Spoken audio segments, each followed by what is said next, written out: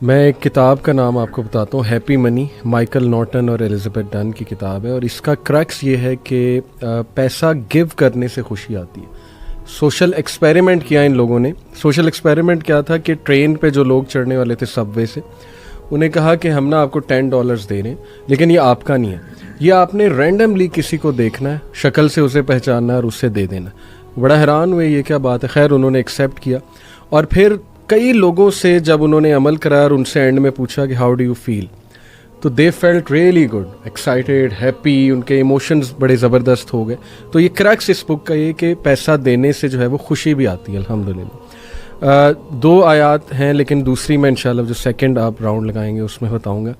دونوں آیات جو ہے میں نے اس لیے سلیکٹ کی کیونکہ یہ دونوں مسائل ہیں یوتھ کے آج کل، ہم اس پہ اکثر مغیرہ بات بھی کرتے ہیں، شہوات اور شبہات پہ۔ شبہات کے حوالے سے یہ آیا ایکچولی ابن عباس رضی اللہ عنہ کی بھی فیوریٹ آیا ہے، اکارڈنگ ٹو اے نریشن۔ ایک صحابی نے ابن عباس سے پوچھا کہ آپ کی فیوریٹ آیا کون سی ہے، تو اس زیادہ تر صحابہ کی وہ ہے قل یا عبادی الذین اسرفوا علی انفسہم لا تقنطوا من رحمۃ اللہ، لیکن ابن عباس نے کہا کہ میری یہ فیوریٹ آیا ہے۔ وہ صحابی بڑا حیران ہوئے کہ اس میں تو کیا ایسا مطلب ہے یہ موضوع ایسا کہ آپ کا فیوریٹ ہے؟ انہوں نے کہا اس میں ہوپ ہے،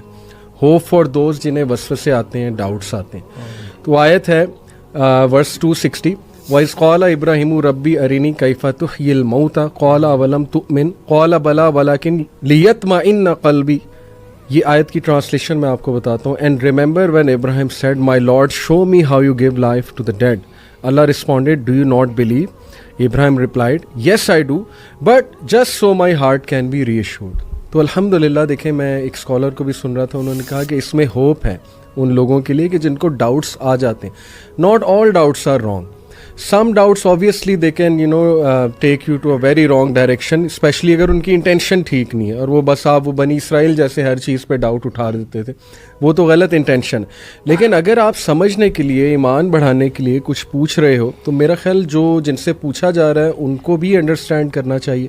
سب سے پہلے اس نے ضانی دینا چاہیے کہ یار یہ سمجھنا چاہ رہے ہیں، اور جو پوچھنے والا ہے اس کو بھی میں سمجھتا ہوں ہوپ فل رہنا چاہیے کہ ایمان ڈاؤن ہو جاتا ہے، ڈاؤٹس آ جاتے ہیں، لیکن یہ کہ پوچھو، کیونکہ ابراہیم علیہ السلام دیکھیے وہ اللہ کو کہہ رہے ہیں کہ اللہ مجھے آپ دکھائیں، میں بس ایمان کی تقویت جو ہے وہ چاہتا ہوں۔ لیکن پوچھنے کا مقصد جو ہے وہ ڈاؤٹ نہیں ہے، نہ ہی شک ہے جی، لیکن انکریز ان فیتھ ہے، انکریز ان فیتھ ریزلٹ ہے اس کا۔ کے لیے انکریز کرنی، یعنی ابراہیم علیہ السلام کے اندر ذرہ برابر بھی شک نہیں تھا، ذرہ برابر بھی کسی قسم کا ڈاؤٹ کچھ نہیں تھا، لیکن صرف سوال کرنے کی نوعیت یہ تھی، یا سوال سے وہ چاہتے یہ تھے کہ ان کا ایمان اور بڑھے،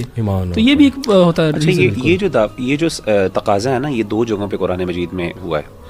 ایک تو تقاضا یہ سیدنا ابراہیم علیہ السلام کے بارے سے، اور ایک سیدنا موسیٰ علیہ السلام کا بھی۔ اچھا، ایک قوم کی طرف سے بھی یہ تقاضا موجود ہے، سیدنا عیسیٰ علیہ السلام کی قوم نے کہا تھا کہ انزل علینا مائدۃ من السماء، ٹھیک ہے۔ تو اصل میں ان سب آیات کا اگر آپ کانٹیکس دیکھیں نا، اور یہاں پہ جو آیات ہیں اس کے اندر اللہ نے سب سے پہلے قال اولم تؤمن، کیا تم ایمان نہیں لائے؟ اسی طریقے سے جو حواریوں نے جب یہ سیدنا عیسیٰ علیہ السلام سے پوچھا تھا، تو وہاں پہ سیدنا عیسیٰ علیہ السلام نے کہا کہ تم اللہ سے ڈرو، تم کس طرح کا تقاضا کر کے تم اللہ پہ ایمان نہیں لاتے؟ دونوں نے جواب یہ دیا کہ ہم اپنے دل کا اطمینان چاہتے ہیں، اور دونوں کو جواب ملا اللہ کی طرف سے۔ اس سے پتہ یہ چلا کہ اللہ تعالیٰ سے ایسے ایکسپیرینسز کا تقاضا کرنا جو کہ اگینسٹ دا نیچرل لاز ہیں، یہ پسندیدہ نہیں ہے، لیکن یہ حرام بھی نہیں ہے۔ کہنے کا مطلب ہے کہ کئی دفعہ انسان کو اللہ کی طرف سے ری ایشورنس چاہیے ہوتی ہے کچھ نہ کچھ لیول پہ، اور میں آپ کو بتاؤں، یقین کریں انسان کوئی بھی ری ایشورنس علی بھائی نہیں دے سکتا۔ میں نے دیکھا ہے بڑے بڑے لوگ ہمارے پاس آتے ہیں، بڑے سمپل ڈاؤٹس ہوتے ہیں، بڑی مشکل، ہم بڑا اچھا ان کو اپنی طرف سے جواب بھی دیتے ہیں، سیٹسفائی ہو پاتے، they can not satisfy them self.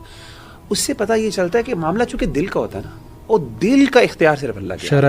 شرع صدر اللہ کے ہاتھ میں ہوتا ہے۔ اسی لیے جب تک اللہ کی مدد نہیں ہے، اللہ کی طرف سے انشراح نہیں پہنچے گا، فائدہ نہیں ہوگا۔ تو اسی لیے میں سمجھتا ہوں بھائیوں کو، دیکھیں اللہ کے ساتھ اور آپ کا تعلق ہے نا، وہ ایک پرسنل تعلق ہے، آپ اللہ کے ساتھ جو مرضی باتیں کریں، آپ کا تعلق ہے، ہم اس میں کوئی انٹروین نہیں کرتا۔ یہ تقاضے اللہ سے کرنے میں ایز لانگ ایز اگر مقصد جیسے انہوں نے کہا کہ دین پہ شک نہیں ہے اور اطمینان ہے، تو ایمان بڑھانے کے اس دور میں خاص طور پر میں سمجھتا ہوں اس دور میں جب اتنے ڈاؤٹس ہیں اتنے مسائل اور انسان اگر انفلوئنس ہو رہا ہے اللہ سے دعا مانگے اللہ مجھے دکھا. میں نے خود اپنے لیے کئی جگہ ایسے واقعات ہوئے میں نے اللہ سے دعا کی اور میرے ساتھ ایسے ایسے واقعات ایکسپیرینشیل جیسے کہتے ہیں نا اللہ کی ایگزسٹنس کے لیے ایک ایکسپیرینشیل ایویڈنس بھی ہوتا ہے آپ کا کچھ ایکسپیرینسز ہوتے ہیں اللہ سے ایسے ایکسپیرینسز مانگنے لیکن وہ راز میں رہنے چاہیے وہ راز کے ہوتے ہیں اور وہ دلیل نہیں بنتے دوسروں کے لیے بل وہ ایک لمبا ٹاپک ہے بڑا یہ دعا بھی ہے نا اللہم ارنا الحق حقا وارزقنا اتباعہ ماشاءاللہ یہ بھی بہت زبردست.